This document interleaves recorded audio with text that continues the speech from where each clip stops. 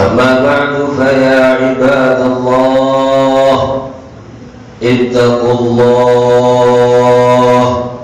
وقال تعالى يا أيها الذين آمنوا اتقوا الله حق تقاته ولا تموتن إلا وأنتم مسلمون. Ibadallah, jamaah Jumat yang dimuliakan oleh Allah Subhanahu wa ta'ala,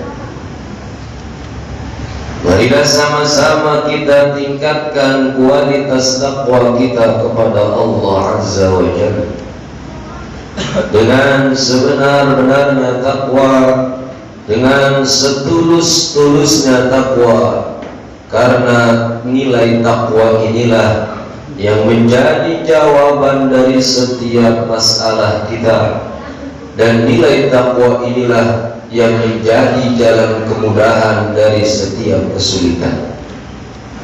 Wa may yattaqillaha yaj'al lahu makhraja wa yarzuqhu min haitsu la yahtasib. Ibadallah, jamaah Jumat yang dimuliakan Allah Subhanahu wa ta'ala, terkadang kalimat bahasa Arab sudah menjadi familiar dan menjadi ucapan yang lumrah di kalangan orang Indonesia. Seperti halnya orang Arab menyebut tempat ibadah sebagai masjid, orang Indonesia pun menyebutnya sebagai masjid. Orang Arab menyebut orang yang punya hati bersih sebagai orang yang mukhlis, dan orang Indonesia pun menyebut sebagai orang yang ikhlas. Ikhlas merupakan amal hati dan ketentuan yang dituntut bagi setiap hamba untuk berada dalam lingkungan tersebut agar amal ibadahnya diterima Allah Subhanahu wa ta'ala. Memang kita sadari semua bahwa perbuatan amal ikhlas bukan amal yang mudah, bukan amal yang tidak butuh perjuangan, bukan amal yang tidak butuh mental kuat.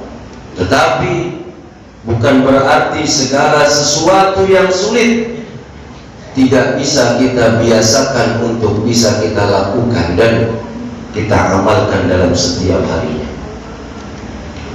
Kalimat ikhlas yang sering kita dengar itu merupakan kalimat bahasa Arab yang diambil dari kalimat akhlasa yukhlisu ikhlasan.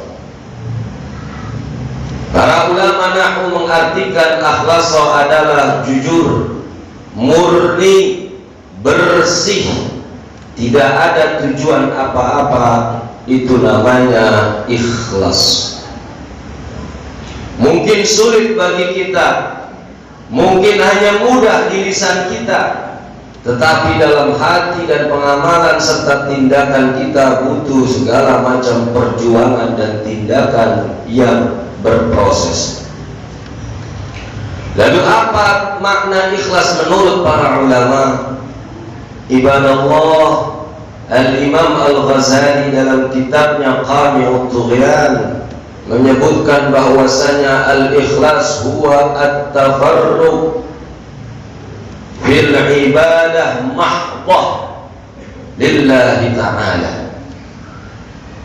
Beribadah, melakukan apapun yang kita kerjakan, tujuannya hanya kepada Allah Subhanahu wa ta'ala. Kita salat kita peruntukkan hanya untuk Allah. Kita puasa kita peruntukkan hanya untuk Allah. Kita umrah haji dan umrah kita peruntukkan hanya untuk Allah. Kita menikah, amal ibadah nikah kita peruntukkan hanya untuk Allah. Kita memiliki anak, maka anak kita didik dan titipan dari Allah, kita peruntukkan hanya untuk Allah.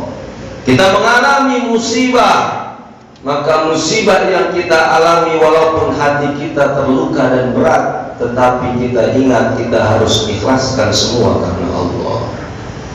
Begitulah gambaran ikhlas yang dikatakan oleh Al-Imam Abu Hamid Muhammad bin Muhammad Al-Ghazali At-Tusi, yang lahir tahun 450 Hijriah, wafat tahun 505 Hijriah.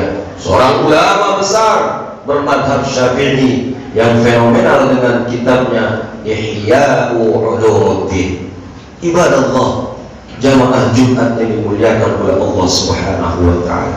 Oleh karena itu sangat sulit bagi kita untuk menilai orang lain apakah dia termasuk orang yang ikhlas atau tidak. Apakah dia orang yang termasuk lillahi ta'ala atau tidak. Apakah kita juga termasuk orang yang segala amal kita niatkan karena Allah. Maka karena kesulitan tersebut, jangan mudah lisan kita untuk menilai orang lain apakah dia termasuk orang ikhlas atau tidak. Mengapa? Karena ini merupakan amaliyah qalbiyah, merupakan amal atau kerja hati, bukan kerja zahir. Walaupun secara zahir dan secara tampak kita bisa melihat ciri-cirinya, tapi selanjutnya kita pasrahkan kepada Allah. Sudahkah orang itu berbuat amal karena Allah? Sudahkah kita juga berbuat amal karena Allah?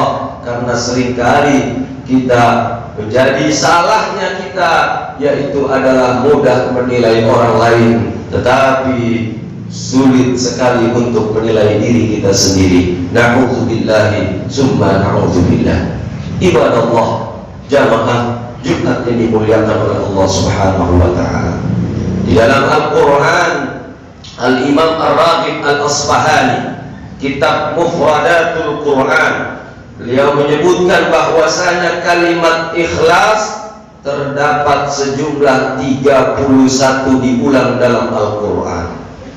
Kadang-kadang datang kalimat ikhlas dengan bentuk khalis, ala lillahi dinul khalis. Kadang-kadang kalimat ikhlas berbentuk dengan mukhlisin, dikatakan oleh Allah, ya ma umiru illa liya'budu Allaha mukhlishina lahud-din hunafa wa yuqimus salata wa yutuz zakat. Tidaklah kita diperintahkan oleh Allah mukhlisin kecuali untuk menjadi hamba yang ikhlas. Kadang-kadang datang di dalam Al-Quran dengan bentuk khalisah, berbagai macam kalimat yang dinotabutkan sebagai arti ikhlas dengan bentuk macam-macam diulang dalam Al-Quran sebanyak 31 kali. Lalu bagaimana cara kita belajar ikhlas?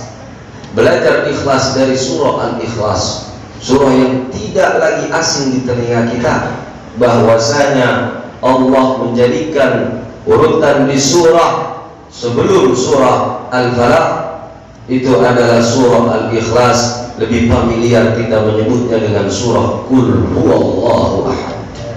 Ibadallah, jamaah Jumat yang dimuliakan Allah Subhanahu wa Ta'ala.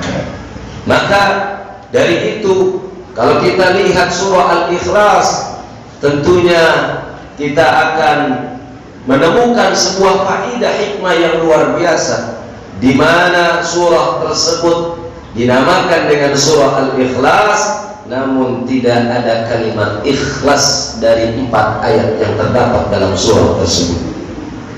Ibadallah, jamaah Jumat yang dimuliakan Allah, begitulah singkat ceritanya gambaran ikhlas. Kalau kita berbuat amal, kalau kita masih berbuat amal lalu kemudian mengungkit, kami ikhlas apa yang kami lakukan, maka ada kalimat ikhlas saat kita berbuat amal atau setelah kita berbuat amal, ketahuilah bahwa sejatinya itu adalah bukan ikhlas. Karena ikhlas tidak butuh diucapkan dengan kata-kata, karena ikhlas tidak butuh diungkit dengan kalimat atau pembahasan apapun, tapi ikhlas itu adalah murni. Semua yang kita lakukan, kita hanya berharap kepada Allah Subhanahu wa Ta'ala. Ibadallah, jamaah Jumat yang dimuliakan oleh Allah Subhanahu wa taala. Syekh Zunnun Musri dalam kitab Ar-Risalah Al-Qusyairiyah menyebutkan tanda-tanda ikhlas. Mari kita sama-sama periksa dalam hati kita. Sudahkah kita memasuki 3 tanda tersebut? Apakah kita masih di luar 3 tanda tersebut sehingga kita sangat sulit menjadi orang yang ikhlas karena Allah Subhanahu wa taala? Pertama, tanda orang beramal ikhlas itu adalah tidak berharap kecuali hanya kepada Allah Subhanahu wa taala.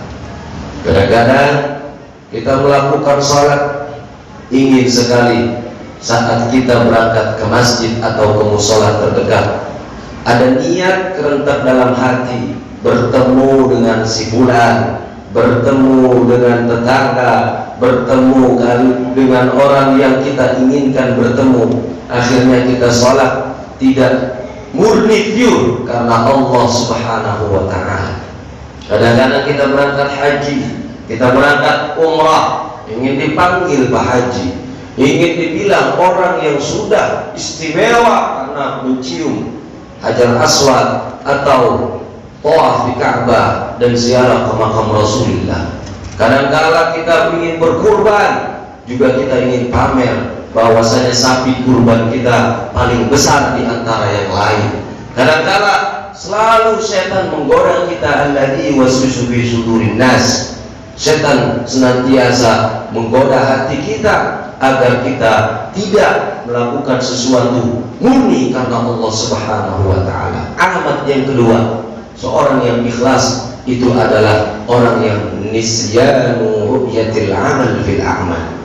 Orang yang mampu melupakan amalnya padahal dia sudah beramal.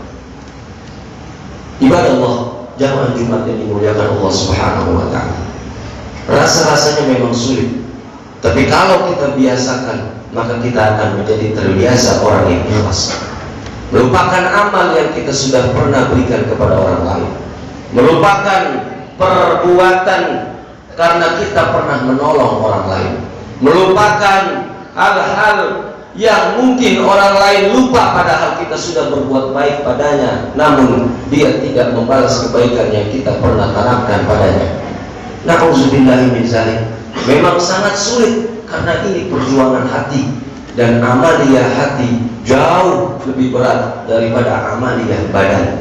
Ibadah Allah yang ketiga, tanda-tanda orang tersebut dianggap orang ikhlas dalam kitab Risalah Al-Qusyairiyah, yaitu saat dia pun tidak berharap pahala, yang diharapkan hanya Allah Subhanahu wa ta'ala, yaitu kita beramal tidak karena surga, kita beramal bukan karena takut neraka, tetapi kita beramal karena kita ingin dapat ridhonya Allah Subhanahu wa ta'ala. Inilah puncak keikhlasan saat seseorang tidak ingin amal yang dia lakukan di dunia dia akan hitung-hitung di hadapan Allah, tetapi dia murni yang dia lakukan hanya Allah, dan terserah Allah akan membalas seperti apa, dia tidak berpikir balasannya. Inilah yang disebut dengan maqamul ahrar.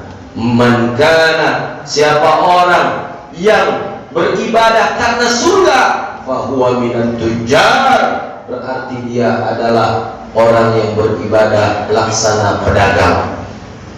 Dan siapa yang beribadah karena takut neraka, berarti dia orang yang beribadah laksana ibadah seorang budak takut dengan majikannya.